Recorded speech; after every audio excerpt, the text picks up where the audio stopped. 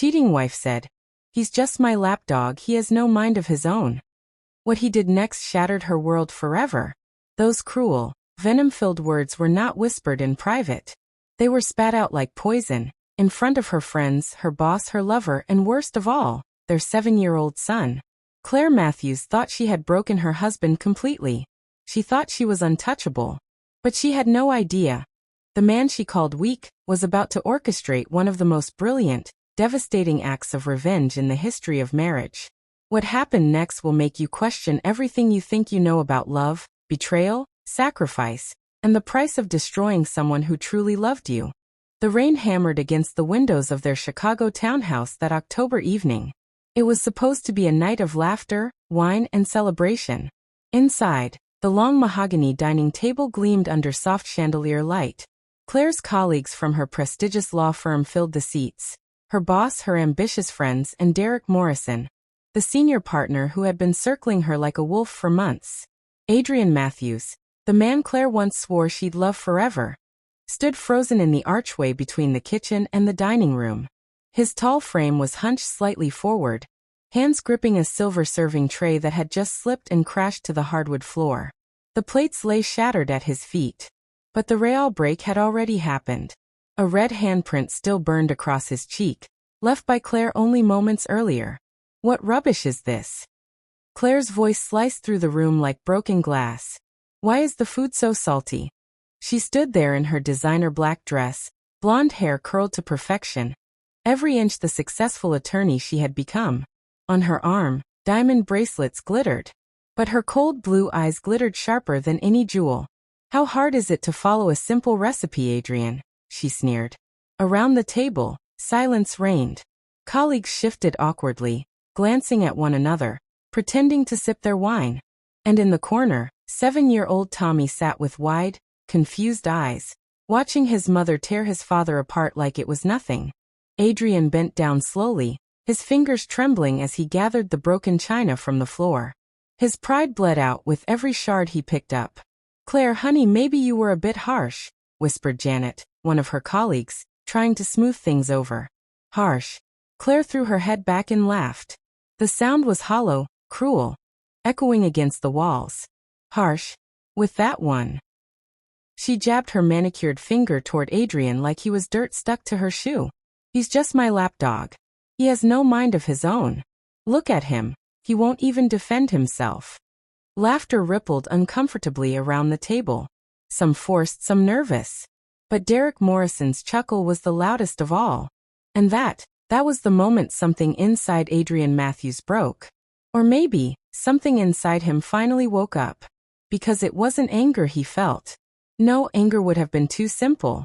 What rose inside his chest was far more dangerous. Clarity. Adrien straightened slowly, his 6-foot frame casting a long shadow across the room. For just a heartbeat, the brilliant engineer he once was, the man who had saved an entire company with his genius, flickered behind his tired, beaten-down eyes. And in a voice barely above a whisper, but somehow heard by everyone in that room, he said, "You know what, Claire? You're absolutely right." The laughter died instantly. Wine glasses froze halfway to lips. Even Derek Morrison's smirk faltered. Because in that one sentence something shifted. They didn't know it yet, but this was the night Adrien Matthews stopped being Claire's lapdog and became her greatest nightmare. But to understand the depth of his revenge, and why it shook her world to pieces, we need to go back. Back to where it all began. Back to when Adrien was destined for greatness. Back to when Claire Davidson was not yet Claire Matthews. Back to a love story that started with hope and ended in ashes. 9 years earlier, long before the cruel dinner party, Adrien Matthews was not a broken man. He was a rising star, the kind of mind professors whispered about in faculty lounges. At Northwestern University, while other engineering students struggled to finish assignments, Adrien was busy creating things no one had ever imagined. His notebooks weren't filled with simple equations. They were overflowing with ideas that could change the world. And that was where he met her. Claire Davidson. Back then, she wasn't the ice-cold attorney who crushed people with her words. She was warm, funny, and alive in a way that made people gravitate toward her. A law student with dreams of becoming a voice for the voiceless, someone who fought for justice. Their worlds collided one rainy afternoon in the campus coffee shop. Adrien sat at a corner table, hunched over, sketching complex circuit diagrams on napkins because his notebooks were already full. Claire, drenched from the storm outside, laughed when she saw him surrounded by a fortress of crumpled napkins. "Do you always destroy coffee shops with your genius?" she teased, sliding into the seat across from him without waiting for permission. Adrien looked up, startled, then smiled shyly. "Only on rainy days," he said. That was the beginning. From then on, they were inseparable. She brought color to his focused, sometimes isolated world. He brought stability to her restless ambition. To their friends, they were the perfect pair, the power couple everyone envied. One evening, as twilight painted the campus in shades of gold, Claire leaned over the table where Adrien was sketching yet another revolutionary design. "You're going to change the world," she whispered, her eyes glowing with admiration. Adrien chuckled softly. "I just want to build something that lasts." She reached across, squeezing his hand. "You will. I know it." In that moment, it felt like nothing could touch them. The world was wide, their futures limitless, and their love unbreakable. But as we all know, love stories don't stay frozen in those golden moments. At the time, Adrien worked part-time at a small tech company struggling to survive. Their systems were outdated, their debts climbing, and the whispers in the halls spoke of bankruptcy. While most employees had already begun polishing their resumes, Adrien stayed late into the night, scribbling solutions, testing theories, pushing himself to the edge. 3 sleepless nights later, fueled by nothing but determination and cold coffee, he walked into the CEO's office with a proposal. Robert Hartwell, the CEO, scanned the papers, his hands trembling. This could save us," he muttered. "This could make us millions." It did more than save them. Within 6 months, the company went from the brink of collapse to being a leader in their industry. And the mind behind it all was Adrien Matthews.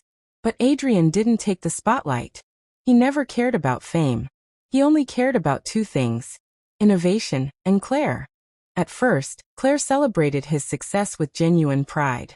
She would kiss him after long nights of studying and tell anyone who would listen, "My boyfriend is a genius.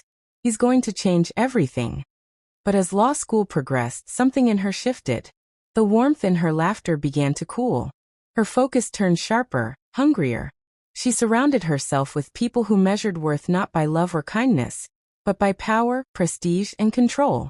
And little by little, Adrien noticed that when she looked at him, it wasn't always with love anymore. Sometimes it was with calculation.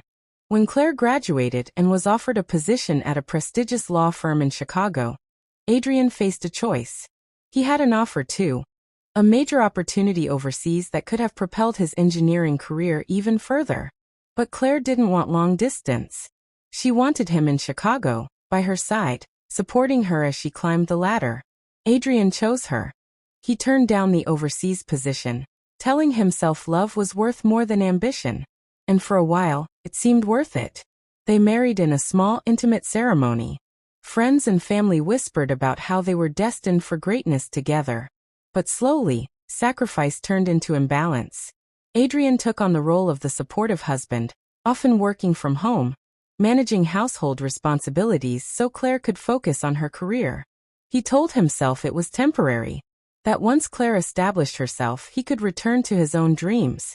But temporary stretched into years. At dinner parties, Adrien noticed the way Claire's colleagues looked at him. The polite smiles, the subtle dismissals. He wasn't the brilliant engineer anymore. He was just Claire's husband. And Claire didn't correct them. She let the narrative stand. Sometimes, late at night, Adrien would sit by the window, watching the Chicago skyline glitter against the darkness. He'd whisper to himself, "I used to matter. I used to be someone." But every morning he got up, made breakfast, and kept going for Claire, for Tommy, for the family he believed in. Because that's what love does, right? It sacrifices. It endures. It bends, even when it starts to break. And Adrien bent further than most men ever would. But as you'll soon see, every man has a breaking point.